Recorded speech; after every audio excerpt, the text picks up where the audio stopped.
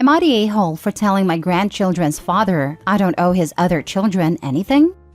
I lost my youngest daughter Joy a decade ago. She left behind her husband and 2 children who are now 15 and 16 years old. My daughter was very close to her dad and me, and when she was at her sickest, she begged us to stay in the kids' lives and make sure they always knew she loved them and that we were her family just as much. She mentioned how worried she was that her husband would encourage them to forget her and would try to replace her for them with a new woman. She asked that we leave anything we might have left her to her children. We assured her we would never let the relationship end and that we would make sure they had a good life and would remember her always. 8 months after she died, her husband moved his now wife into their home. She had a baby with someone else and was also expecting a baby with someone. At that point, he did attempt to make it a package deal, where we could not see our grandchildren without treating his now stepchildren as our grandchildren, and that we were to treat all future children of his the same. Otherwise, we would need to be cut out to give our grandchildren the chance to form the new family bonds without interference from us. That they deserved a chance to have another mother and only see the new children as true siblings. Their lawyer told them we would have a case to get grandparents' visitation. We also sought on if we were denied access, if we could obtain that, and we were told, given our close relationship with the children, that it would be easy to get access through the courts. This led to us getting minimal access, but it was all that was needed because our grandchildren were glad to see us, and their aunts and uncles and cousins. In the last few years, my former son-in-law has found himself estranged from his own family, and his wife's family are also no longer in the picture, and has 6 children not counting my grandkids in his home, with no family or support outside of him and his wife. Now that my grandchildren are teenagers, they seek to spend more time with us, and their lives have benefited from it. We admittedly spoil them more than some would like because of the circumstances, but they are wonderful children. Their father confronted me recently about his other children and how they have no extended family and are suffering seeing their siblings being spoiled. He also said we had already come between our grandchildren and their siblings because they are not close and have never asked for their siblings to be part of the extended family they have. He told me I owe it to his children to step in and give them love and some of the same spoiling. I told him I did not owe his children anything and that I would never forgive him for what he attempted to do before. He told me I was cold-hearted and callous. Part of me wonders if he's right because the children are innocent, and even though I have never considered them family, they are still young and nothing to do with my former son-in-law's actions. Am I the a-hole? Not the a-hole. Who the heck moves in their girlfriend 8 months after their wife dies? I feel bad for the other kids because it sounds like their parents are awful, but that's not your problem. I have heard so many depressing stories about guys doing exactly this today. WTF? And here you see one of the few situations in which grandparents' rights actually matter. And to boot, one baby and they're pregnant with another baby that wasn't his. Like what? He either really liked this chick or he was desperate to have a woman in the house to do everything for him. Not the a-hole. He never should have tried to force his kids on you. It's not your fault. All the rest of the family is estranged from them. It's great you guys are willing to do so much for your grandchildren and being so supportive for them. We love them and want the best for them. I'm just glad they stayed close to us despite all this. Former son-in-law's drowning because he's made some very bad decisions. Make sure you reserve resources to ensure that he doesn't drag down your grandchildren with him. In particular, to assist them in getting into some kind of college or post-high school training if your resources stretch that far. As soon as they turn 18, see if you can help them get out of that household. Next story. Am I the a-hole for telling my sister she's the reason our parents are divorcing? About a month ago, my 24 male parents, 55 female and 57 male, announced they were getting divorced. This has been quite a shock to most people, as they seem to be having no issues out of the ordinary. However, I have been the one privy to the information of why they are divorcing. It's because of my sister Anne, 26 female. Anne is a deadbeat. She has never worked more than 14 hours a week since getting expelled from college for multiple acts of cheating and code of conduct violations 5 years ago. All she does is sit at home most days watching TV or going over to her loser boyfriend's house to get high. She feels no need to support herself and expects my parents to carry her through life. She's been in therapy since she was 14, but cannot keep one for more than a year because she gets dropped as a client due to her lying and inability to show up to appointments. My parents have spent over a decade trying to get some mental issue pinned down for Anne, and all they've gotten is, she's just a lazy narcissist. Last year, my mom decided enough was enough and planned to kick Anne to the curb and wash her hands off her. Dad disagreed, and in the end, the two's marriage got torn apart. I know, because both have come to me basically admitting that if Anne was not a factor, divorce would not even be a consideration. I don't get along with Anne for a variety of reasons. She has always been a bully and owes me a large sum of money at the moment. The thing that boils my blood, though, is that she's oblivious to the situation between our parents, or just doesn't care. She had a literal tantrum when the possibility of the house being sold came up because she didn't want to have to move to an apartment with my dad. Then last night, I found myself at my parents' house and had the misfortune of talking to Anne. Anne mentioned that she's getting really sick of Mom's melodramatic antics and not just leaving the house to her and my dad. Something struck me at that moment, and I just asked Anne if she really does not care that she's such a selfish, garbage, waste of space human that she's driven her parents to get a divorce. I elaborated and told her the full truth that she is in fact the only reason they're getting a divorce, because Mom has finally realized that there is no hope Anne will ever grow up. The fallout this caused was massive. Anne acted as if I sold her out to the Romans, and my parents argued between she deserves to know and we told you that in confidence.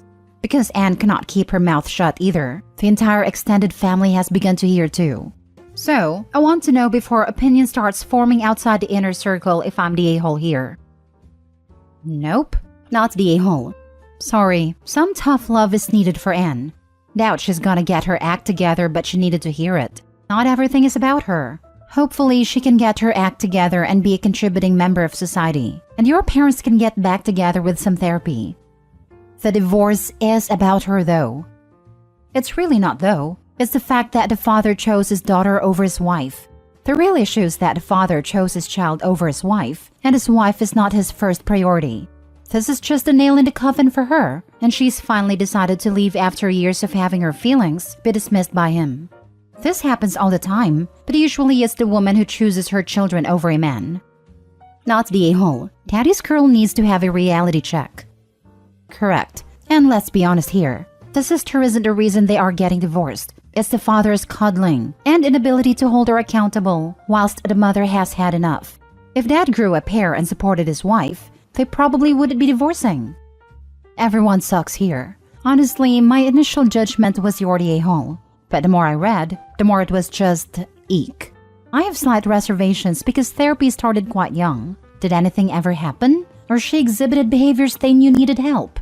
Either way, she appears to be able to grasp the concept of reality, has a relationship with someone, and can fend for herself when needed. She's just an a-hole. She's always had anger issues ever since I could remember. I don't know/remember the exact reason why she started at 14, but I want to say it was a recommendation after Anne started fighting at school. I know her second bout with therapy at 16 started because of self-harm threats. Next story. Am I the a-hole for not defending my sister after my husband said, "Good luck, you'll need it marrying her," to her fiancé? My husband used to get along with my family until my sister falsely accused him of cheating on me. He understandably doesn't like her anymore, but is usually civil towards her. My sister recently announced her engagement, and while everybody congratulated her, my husband turned to her fiancé and said, "Good luck, you'll need it marrying her." I was shocked he would say something like that, especially in front of my parents. But I never said anything as I didn't want to fight with him in front of everybody. My sister kept giving me a look like she expected me to say something, and when I didn't, she yelled at him herself. I made us leave because I could see us being there wasn't helping the situation. My sister has been texting me about what happened, mostly to take digs at my husband. She gets angry every time I ask her to stop, and thinks I'm siding with him when he was in the wrong. Things have gotten worse after I told her I wouldn't be going wedding dress shopping with her, as she's blaming my husband for that too. She sent him some messages directly, and he fanned the flames by saying he wouldn't let me go, and she would be lucky if we even attend a wedding. I've spoken to my husband and asked him to stop making things worse. He has agreed to stop responding to her, but she wants me to make him apologize and to agree to visit when she wants to go wedding dress shopping to prove I'm not siding with him, which I cannot do. Am I the a-hole? There are two situations here. The sister accused her husband of cheating on you in a malicious or very public way that created a lot of burned bridges. in which case you should probably be defending your husband here, or at least keeping him away from events with somebody he justifiably hates. The sister accused her husband of cheating privately, out of genuine concern or due to a misunderstanding, in which case him being frosty is reasonable. But he absolutely shouldn't be making a public scene about it if he's still agreeing to actually meet up with or hang out with your sister. Either way, multiple people involved are behaving badly, yourself in all situations, so this is a clear everyone sucks here. You also cannot play peacekeeper without telling your sister clearly, my husband will never want anything to do with you due to the cheating accusation, and that is not a problem you can solve. So my sister was staying with us for a while, and she thought it was weird that he wasn't home that often, and that he was always on his phone or on his laptop, so she was convinced he was cheating. I told her repeatedly that he wasn't and that he was working, but she wouldn't let it go. She tried to prove it by taking pictures of him with / kissing his female friend's cheek, but I told her they didn't prove anything. She thought I was in denial, so she sent them to our family because she thought they would talk sense into me, but it's just caused unnecessary drama. Did she sincerely apologize to your husband? If not, then it's understandable that he's still upset. She's never apologized to him directly. Well then, he doesn't owe her an apology. If she had apologized and he accepted her apology, then I might call his comment a-hole territory. But since she didn't even apologize to him for trying to break up your marriage, cause that's what she tried to do, then she got what she deserves. Not the a-hole for not defending her against her husband, but Softy or the a-hole for not standing up for him when she complained. Your new mantra should be you reap what you sow. Play it on repeat when she complains. Wow, your sister is a special kind of doodlebug. It all sounds so delightful. The holidays must be so fun. I don't think you're an a-hole. I think your sister likes to stir the pot, and your husband is past done with her crap. At least your husband has agreed to disengage. How much or how little you want to be involved in the planning of your sister's nuptials is up to you. Not your sister, not your husband, you. Last story. Am I the a-hole for how I handled my brother's girlfriend trying to force me to babysit? I am 30 female. I have a brother, Matt, 35, who has been with his girlfriend, Lexi, 33, for 2 years. Lexi has a daughter, Bella, 5, and I have a daughter who is 3 years old. We all live in the same city, but Matt and Lexi live in suburbs, and I live in a city center, so about 45 minutes away.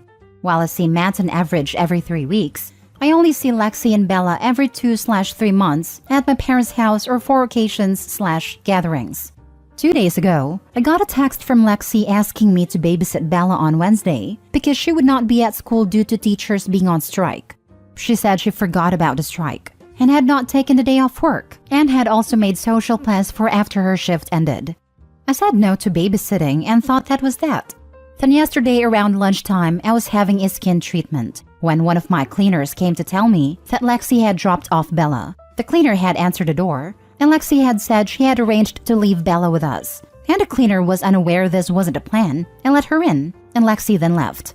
I was livid. I immediately called Lexi, and after 4 declined calls and voicemails, I sent her a text saying if she didn't return for her daughter within 15 minutes, I was going to call the police to say she had abandoned her child. I find my husband to tell him what is going on, and he calls Matt and tells him to sort this out. A few minutes after speaking to Matt, Lexi appears. She marched straight into the den where Bella is watching TV, saying how evil we were for telling Matt and threatening to call the police. I tried to get her to come and speak in the study so Bella couldn't hear, but she just kept going on. I reminded her that she intentionally abandoned her child, but she kept going on about how she was desperate and needed to go to this social arrangement and how she never has time to do anything. I reiterated that be that as it may, she can't just leave Bella with us when we didn't agree to it. Lexi kept bringing up excuses until my husband lost it and told her in no uncertain terms to leave. By this point, Bella was in hysterics, and Lexi seemed totally frazzled. This has since turned into a big thing. Lexi has been posting cryptic things on social media about how hard it is to be a mother when people you expect to be there for you won't help you. I've received texts from her saying Bella is devastated to find out that we don't like her, and I've now blocked Lexi. My parents have heard about it, and while my mother is firmly on my side, my dad said, was it really worth upsetting Bella when she was already there? Matt says that while Lexi was in the wrong, once she had left, we probably should have just kept Bella and argued about it later. Matt also thinks my husband owes Lexi an apology for intimidating her. which I don't think he does. Not the a-hole. I reminded her that she intentionally abandoned her child, but she kept going on about how she was desperate and needed to go to the social arrangement and how she never has time to do anything. Cry me a river. Every parent has to make sacrifices. This woman dumped her child on your doorstep after you said no to watching her child because she wanted to socialize? It wasn't an emergency. She just didn't want to cancel her plans. The number of parents who don't realize they need to sacrifice things for their kids is pretty shocking. I didn't realize it was as bad as it was until I started following AITA. OP's not a-hole. Lexi 100% abandoned her child.